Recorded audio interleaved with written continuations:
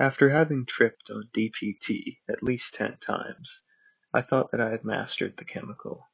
I was completely wrong.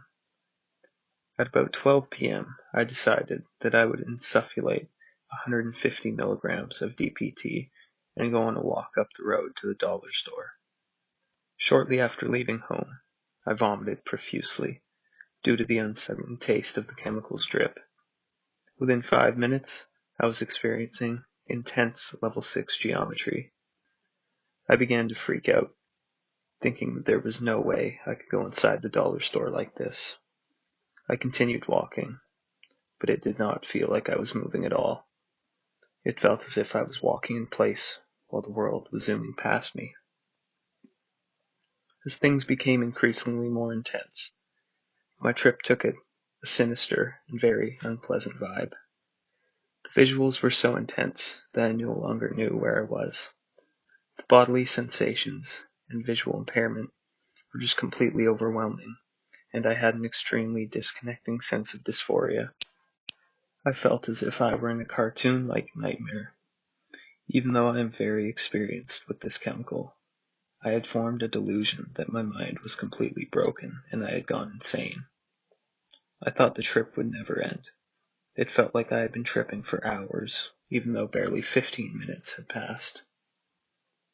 At this point, I began to really start spazzing out. I would run back and forth, up and down the road, forgetting where I was and where I was going. I was completely lost, and I kept telling myself how much of an idiot I was for thinking I could handle this.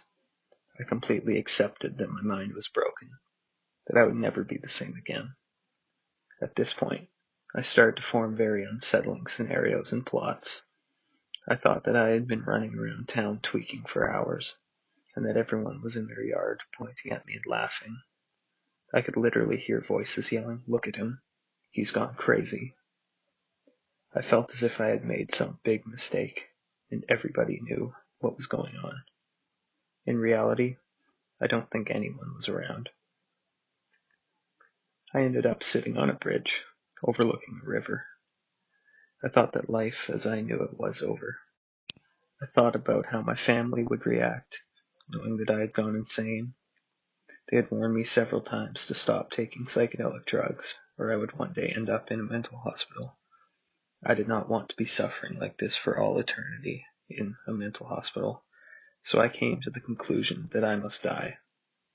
At first I was upset about this, literally in tears. I thought about everything that would happen once I died. I felt sorry for all of the people who would be affected and the people who would get in trouble for supplying me with this impure DPT that had so severely and indefinitely ruined my mind. I thought about my family and how much they would miss me. I even imagined my own funeral, but I didn't care. I was intent to end this pain and suffering. I thought about all the ways I could die. Perhaps drown myself in a river, jump in front of someone's car, but then I realized that I may not be spiritually prepared for death yet. What if the trip continued into the afterlife? Would I be suffering like this forever and ever? That I had to say goodbye to my mother.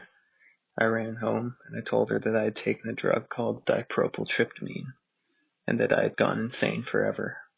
She had no clue what I was talking about and was very concerned because I had lost one of my sandals. I had a busted, bloody lip and I was covered in vomit and mud.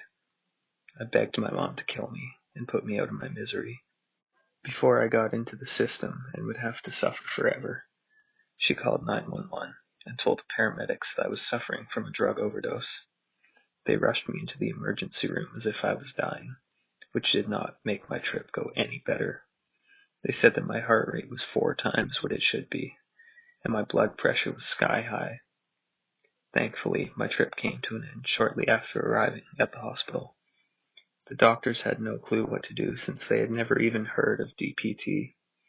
They contacted the Poison Control Center and then made me stay on IV fluids for over 5 hours.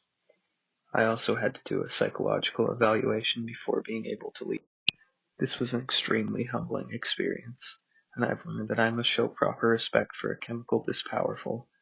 I had no business going in public on such a high dose, let alone by myself.